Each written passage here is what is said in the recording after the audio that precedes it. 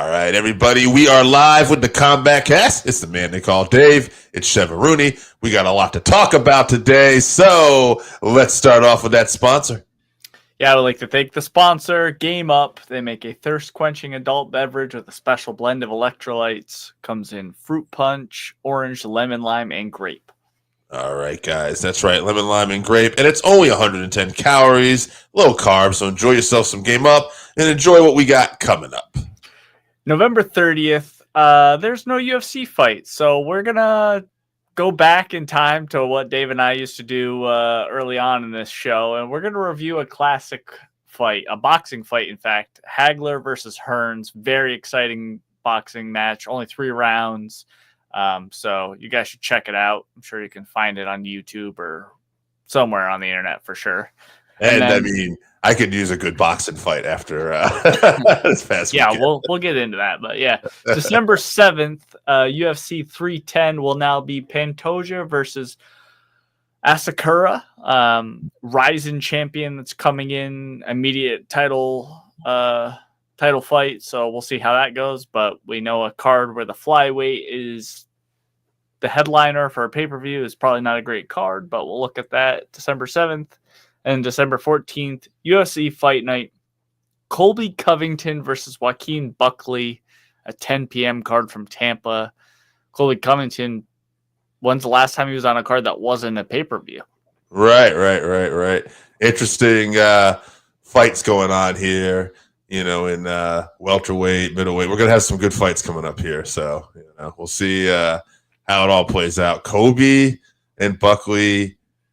Yeah, I'm interested to see how Colby performs here, after, The other big fight being Shavkat versus Ian Gary. Right. So, there were talks about all 4 of these guys, how they were going to match them up. This is not how I thought they were going to match them up. The 2 young, prospects fighting against each other. And then I don't understand the draw between Buckley and Covington, but I think it's a good match. So we'll see.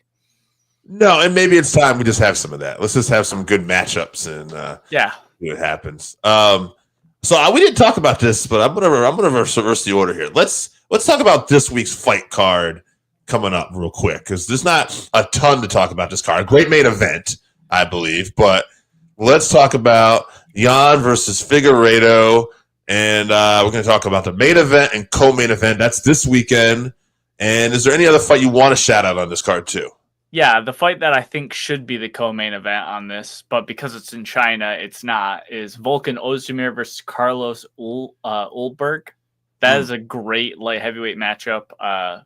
Very dangerous fight for both guys, in fact, but that could be fight of the night. We'll see, but keep an eye out on that one.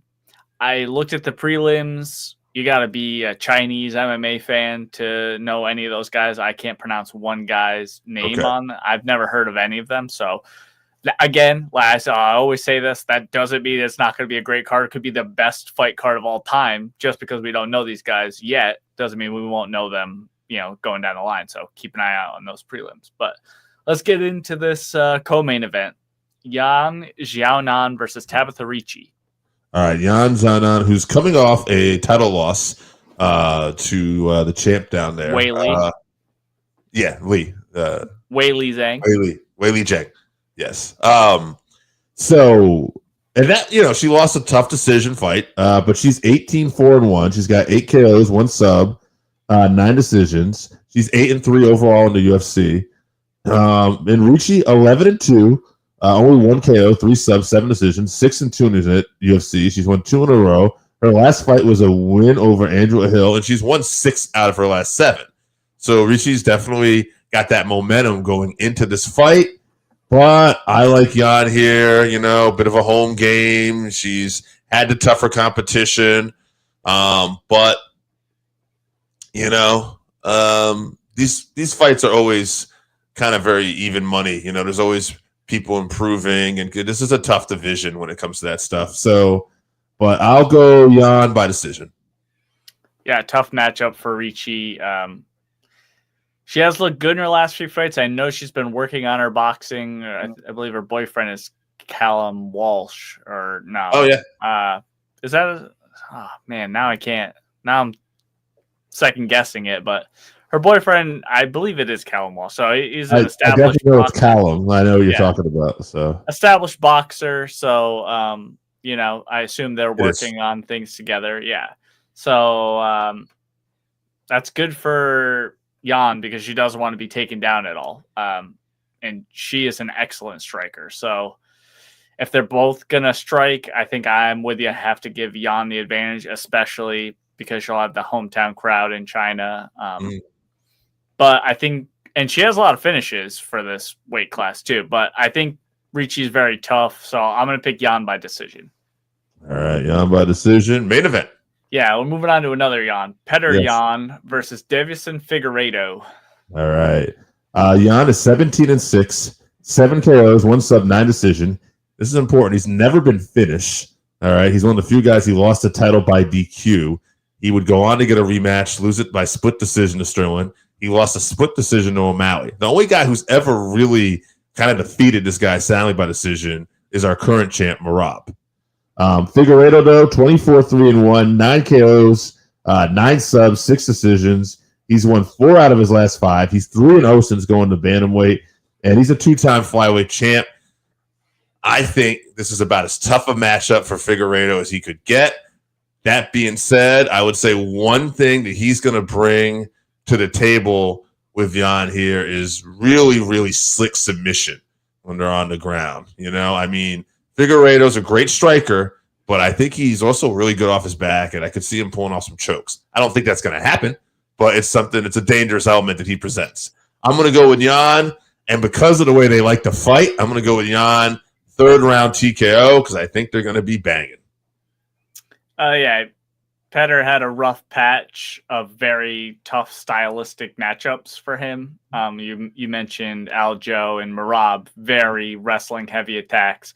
And then obviously O'Malley is the super tall striker. So all very close fights, except for the Merab one. Merab just took him down like 50 times in the fight. So there wasn't much he could do about that. But I think Davison is tailor-made for him stylistically. So both guys have similar wrestling. I think that Jan's wrestling will nullify a lot of Davison's jiu-jitsu submissions. I don't think he's too worried about those. But I don't think we're going to see a lot of wrestling anyway. I think we're going to see a striking match. It's going to be Figueiredo's power versus Jan's speed and, you know, technical striking. So I think I'm going to pick Jan by decision. I think Davison's a little too big to get KO'd by Jan. I know he's flyweight, but he's huge, even at bantamweight. Yeah. Not tall, but just big. He's just thick. So I don't think he gets knocked out by Jan. All right, 5-round decision it is. All right, let's get into last week's events here. This card, by the way, I don't think we mentioned 6 a.m. Yes, from China. So I'll be catching the replay of this a little bit later on. I'm not getting up early for this card. So no. All right, let's start off with some more UFC action and what we saw. The big event this past weekend, UFC 309 from the Garden.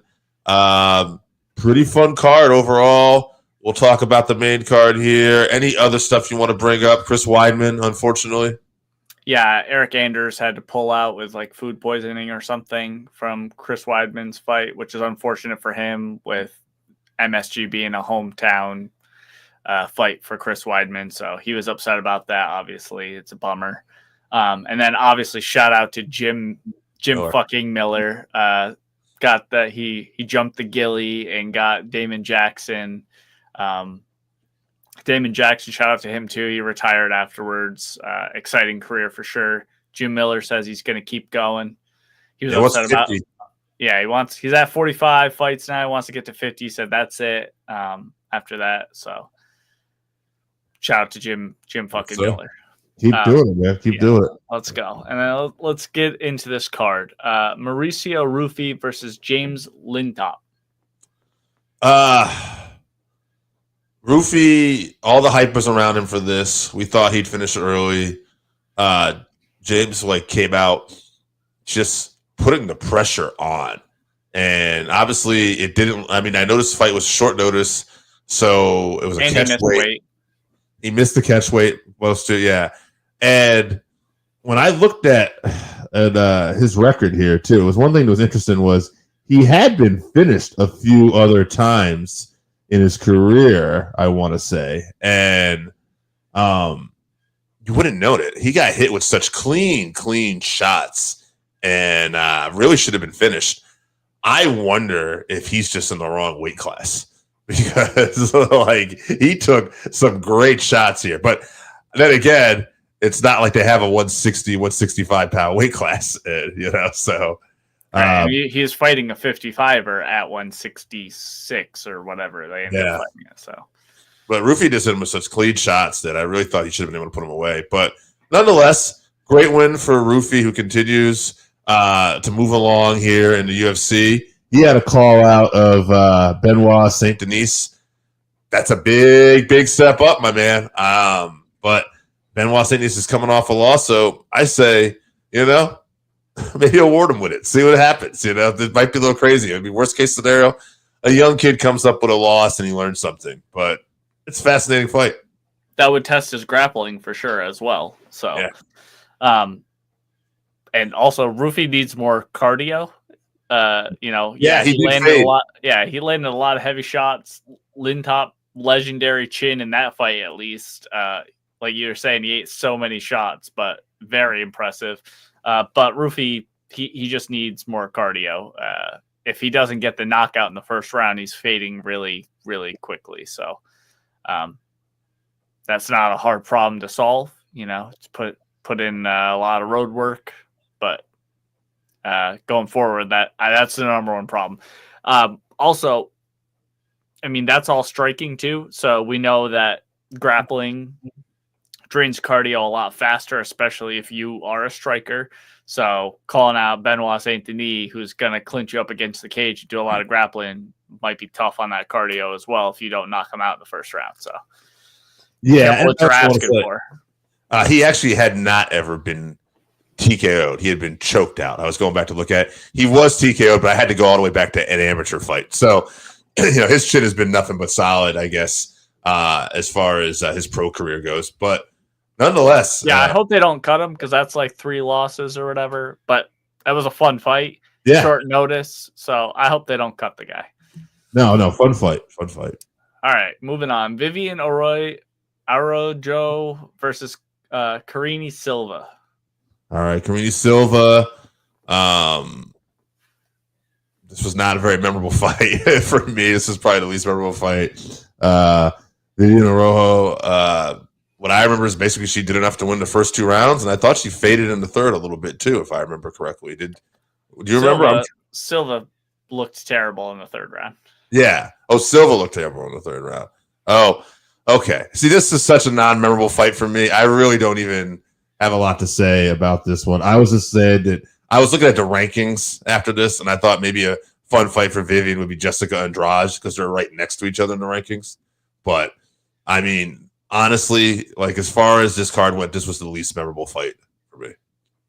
Yeah, Silva's supposed to be the next big thing. But when she needed to win that third round, I think it was 1-1. She just laid on her back as much as possible in that third round. Terrible display. This fight never should have been on the main card of an MSG fight. It's disrespectful to the Garden, to the Mecca, to put this dumbass fight on this card. Terrible. Absolutely terrible. I don't care who either girl fights next. Let's move on. Bo Nickel, who was at minus 1,100 versus Paul Craig. Ridiculous odds. We knew that going in. And it showed. Bo Nickel won this fight. But the weird thing is I would say a lot of these rounds could have gone either way. They were close, but I thought Nickel did enough to – I expected him to win, but it wasn't a dominating performance. A little surprising that he didn't try one takedown, like not one instant grab. I was very confused by that. I don't know if he was just, really afraid of Paul Craig's jiu-jitsu game. If so, it's gonna get tougher, buddy, the more you climb up the ladder here. But overall, I don't think anything to be embarrassed about. Tough night at the office when you're on this stage show. You have the the Garden yelling, actually chanting "overrated" at you. But I mean, again, 6-7 fight, in the UFC, 6-7 fight in MMA altogether, right? So, that's this is the kind of competition you're going to be facing. I would say, if anything, the UFC is not really thrown him to the deep end too bad either. Like, this has been a gradual progression. Right. This was a big step up from his last fight, Cody Brundage, for sure. Yeah. So this is the biggest jump in competition for sure. But yeah, they've been bringing him along at a good pace. Yeah, I'll tell you who I want to see him fight next. I put down something for everybody on this card. Michel Pereira. Oh boy, yeah, that's fun. I think he should fight that Shara Bullet guy. That was the other one I was thinking of. I think that would be fun. But yeah, I agree with you. Bo didn't try to wrestle at all. I know Paul Craig is super dangerous on the ground, and BJJ submitted Jamal Hill. Like, I think he dislocated Jamal Hill's elbow. And he also submitted Ankalaev, albeit with 1 second left in the fight, but he submitted him. But you're supposed to be this super elite wrestler. You should be confident on the ground. And I think Bo should have at least, mixed in a couple takedowns to just keep Paul Craig thinking about them. Because all he tried to do was throw these overhand punches from way far outside. And what opens up those overhand punches? Because it's the same motion as you leaning in and shooting a takedown. So if he had shot some of those in, maybe he could have landed, even if you just take him down and then just get up and let him back up. It counts towards your score. It's more dominant, and it opens up reactions to those takedowns, open up those overhand punches that he was trying to throw. So overall, terrible striking. It needs a lot of work.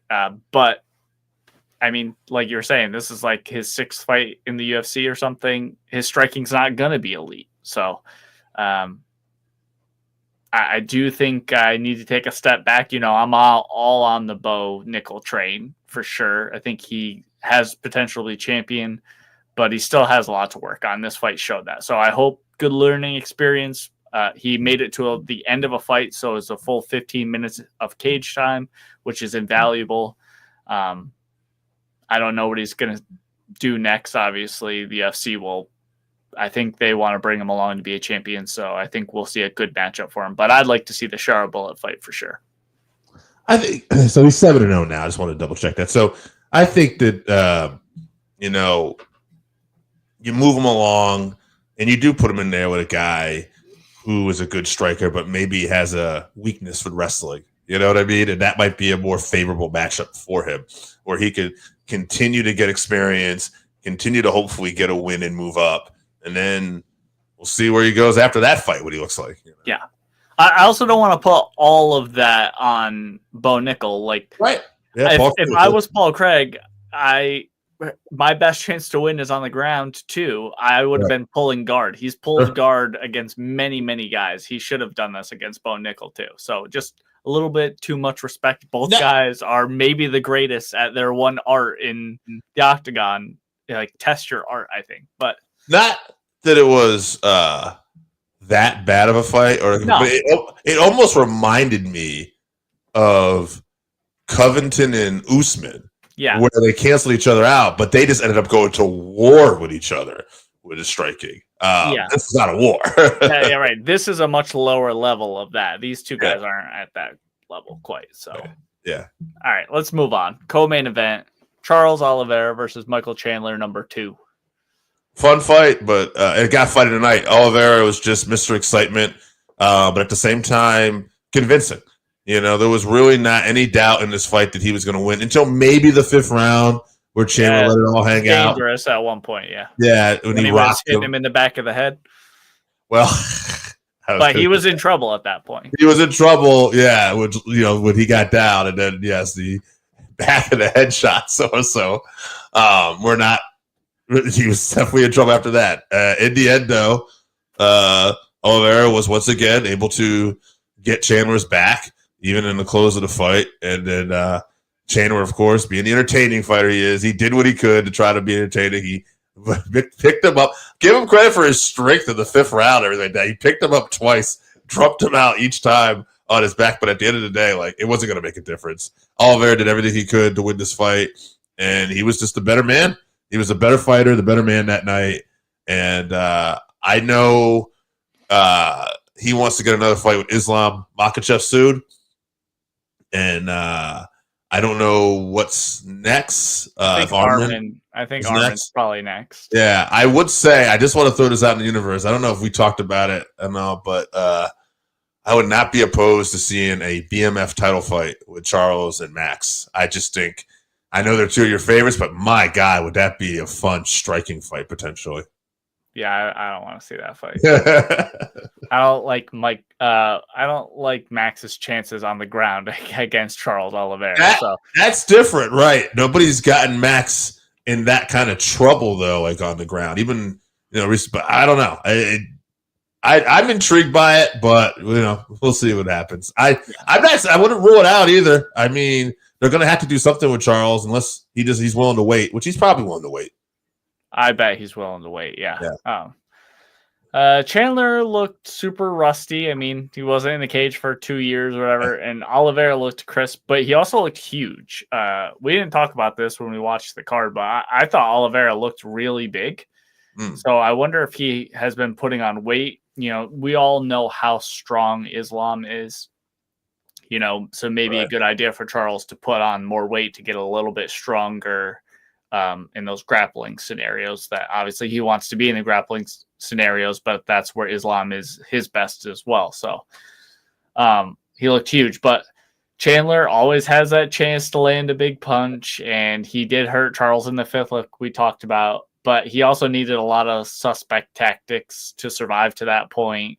Fence grabs, sticking his fingers in Charles's glove. We talked about the shots to the back of the head, which are tough because, Charles is moving around. He's on the ground. He's turtling up, But, I mean, a lot of the shots, it was like 20 shots to the back of the head. It was a lot. Right. But ref could have been a little more assertive. Yeah.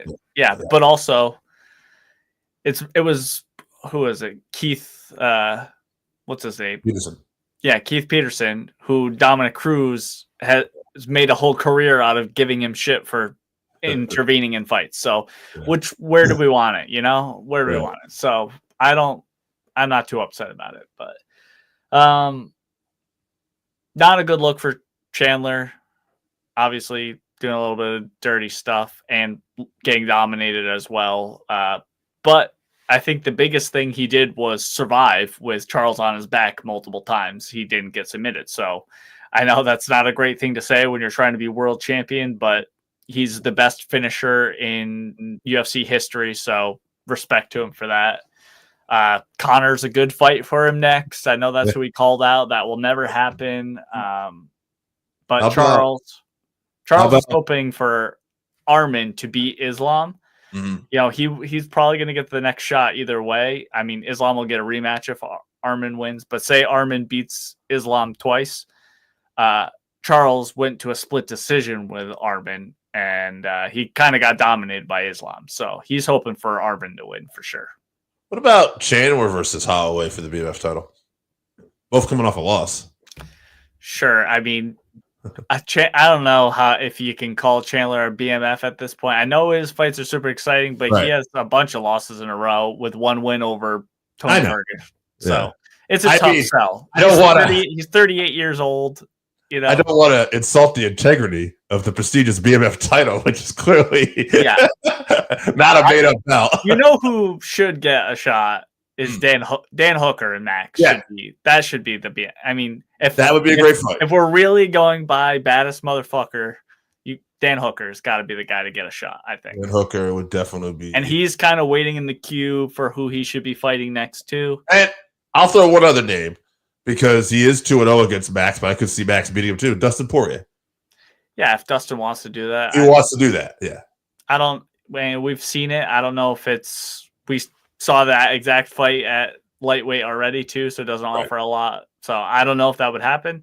Mm-hmm. It's a money fight, so with whatever Dustin wants to do, I'm sure Max would love an opportunity to get that back. Sure. But I think Hooker's the guy for Max. But let's move on to this main event. John Jones versus Stipe Miocic. Jones looked so much better here. Well, it's interesting because I listened to a few different shows, and some people just felt like Jones just looked like the better of two old fighters. Maybe that's the case. I just saw somebody light years better. I saw John Jones mixing up his attack, and I'm not a fan of John. I just don't enjoy his personality. I don't enjoy a lot of things he's done. You've been outspoken against John, but I saw a great performance at the end of the day. I saw a guy that was light years and was doing stuff in the heavyweight division that I don't see anyone doing. Now, I didn't go back and watch the fight. Maybe he just looked like a better old man. But watching it live, I just felt like, wow, I don't feel as confident that Tom Aspinall is going to beat this man. Not saying that Tom won't, but now I look at it and go like, this is a mega fight that I really, really want to see. In the end, though, John was able to pick Stipe apart, kept those body shots going, did a spinning kick to the gut, the midsection, the stomach. He's out. Stipe just collapsed, and Stipe called it a career. Congratulations to him on a hell of a career. That guy is going to be memorable, for forever. And Jones, Hall of Famer for sure. Yeah, and Jones, he's got some options, and as much as I'm not a fan, when he says he's going to want FU money to fight Tom Aspinall, he'd rather fight Alex Pereira or not fight at all. I believe everything he's saying. I think he means that. And I think Dana is prepared to go to the negotiation table and try to make this fight with Tom happen. Will it happen? I guess we'll have to wait and see. I am excited, at least, that Dana seems very much on this, because you can see where, Tom's not a big personality. You can see where this might not be something that Dana really cares that much about one way or the other. But I think like Dana, I don't know. I think Dana he wouldn't say it, and he's been all very positive about John lately, but I think Dana would like to see John lose that title before he leaves. I think it would be good for the UFC to have somebody actually beat him, and then it's the old wrestling thing where when you're going out, you got to put over the new guy, of course. Yeah, and I think you want that, and I think ideally, like this won't happen. Like if they get the fight to happen, it'll get to happen. But ideally, I think they'd love to do it in the UK too. Rabid crowd at heavyweight. If Tom could win there, you're basically making a big star there in that environment. Yeah, let's see what happens. Yeah, I agree with you. John looked much better than he did versus Gon. Yeah. But Stipe also looked very slow, very rusty. He just could not get out of the way of anything that John threw. I don't know what to say. John's going to protect his greatest of all time legacy, so we'll never see him fight Aspinall. The UFC is not going to bend to John Jones's will. Conor was the only one that was ever going to happen to, and he bent the UFC over so hard that will never happen again. So yeah, Conor also made the UFC a lot more money than John, right? For sure, yeah. So I don't think that fight's going to happen. I want it to happen, yes. I agree with you. Very confident before this fight that Tom Aspinall would smash John Jones, to be honest with you. Yeah. After that fight, so there was a big difference in weight. Stipe put on a bunch of weight, and John Jones dropped a lot of weight from when he fought Gon, and he looked much closer speed-wise and creativity-wise to the light heavyweight John Jones. So, he looked great. And like you said, he was doing things in there that we've never seen any heavyweight ever do with that. That trip he had of Stipe in the first round and got on top of him, just landed so many brutal elbows on Stipe. That spinning back kick where he broke some of Stipe's ribs. I think I saw he lacerated his spleen and a kidney or something. No other heavyweights doing that. So, except for maybe Chris Barnett.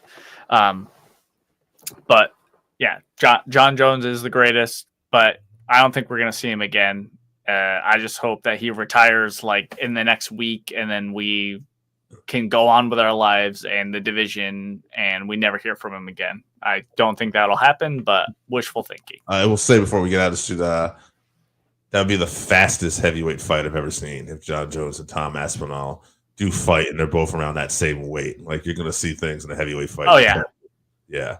That's a super, super high level, highest level skill wise of a heavyweight fight of all time for sure. It would be huge. I think it would be huge. And I agree with you. I think they should do it in the UK because those fans are so fantastic, obviously. Yes. And a possibility of building a real star, your new next star in Tom Aspinall. So, well, hopefully we get it, but. Saw a smile on my face because you gave me a great segue because we're talking about high level combat sports heavyweight.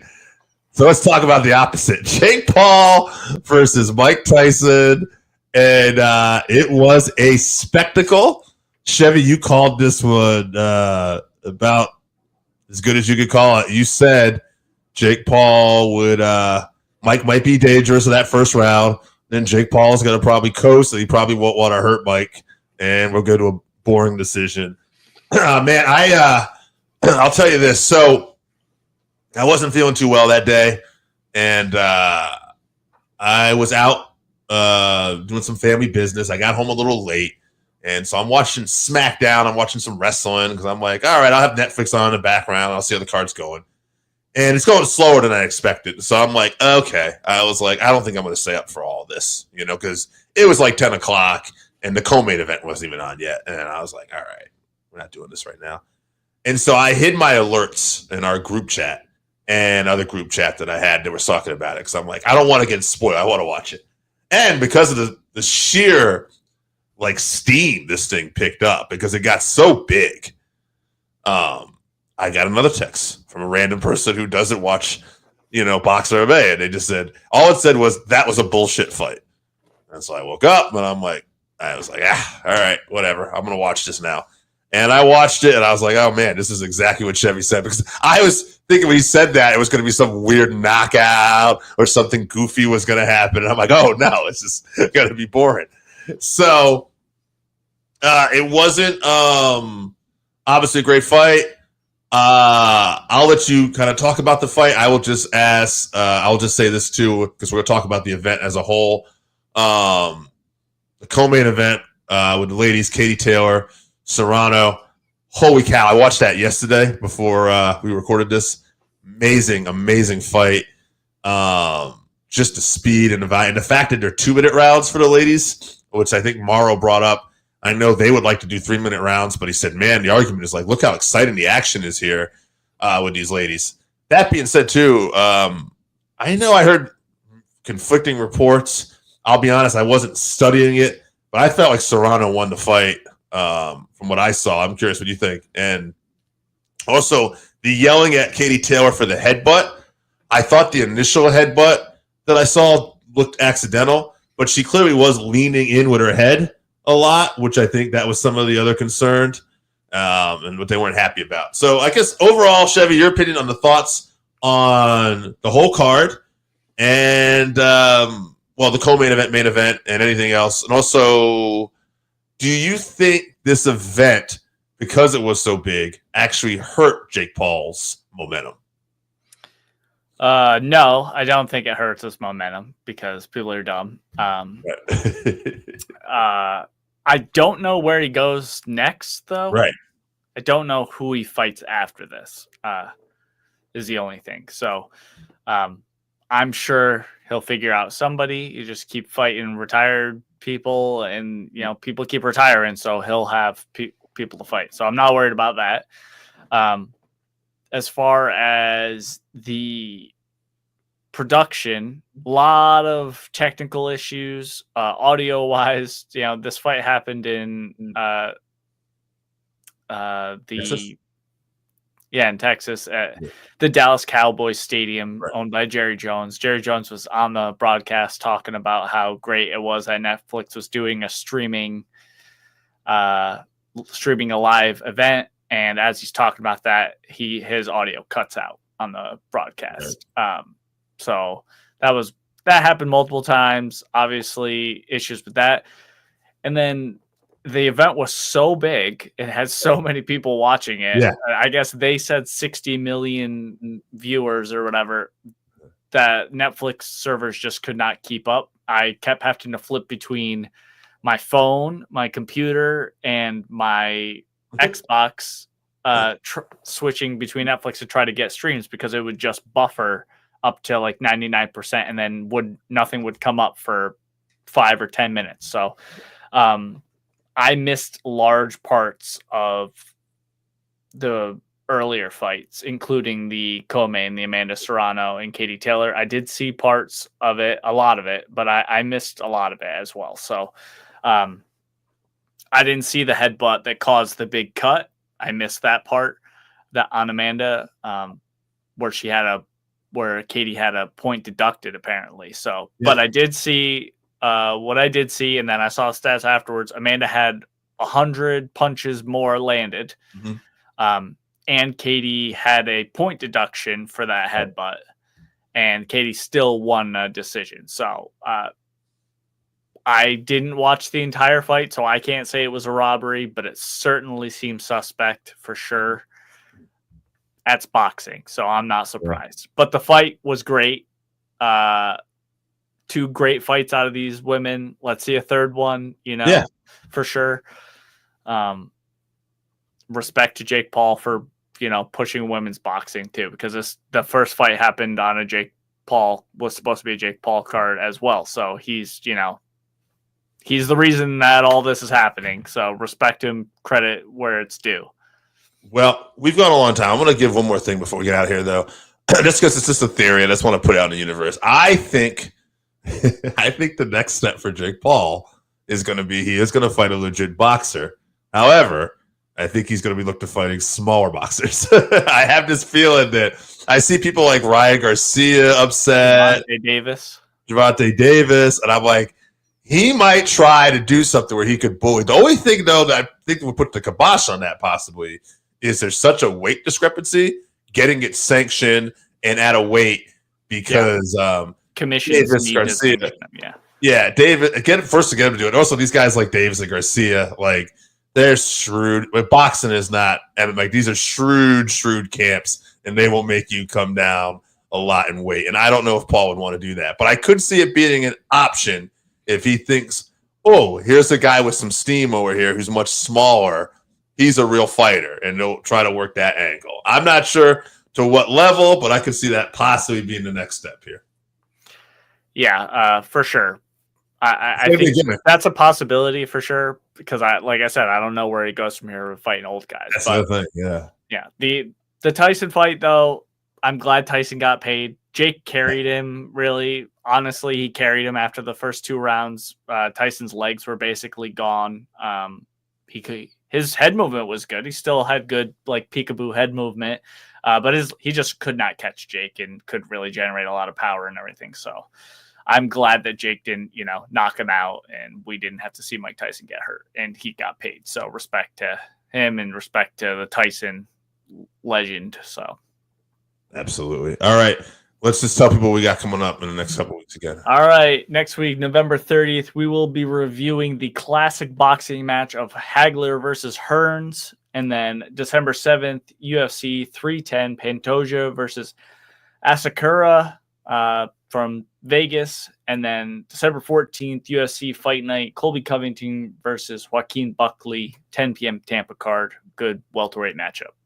All right, guys. And this Saturday, Jan versus Figueiredo. That was a 6 a.m., 6:30 a.m. main card start? 6 a.m. main card. 6 a.m. main card. All right, so you have to be up early if you want to watch that live. All right, guys, we'll see you next week. Buy some Game Up. If you haven't tried Game Up, then you are missing out. Imagine your favorite seltzer and your favorite sports drink had a baby, but it's way better than that. Each can is 110 calories, low carb, 4.9 ABV. It's a nice light drink that is not light on flavor. Game Up comes in fruit punch, orange, lemon, lime, and grape. Pick it up at drinkgameup.com.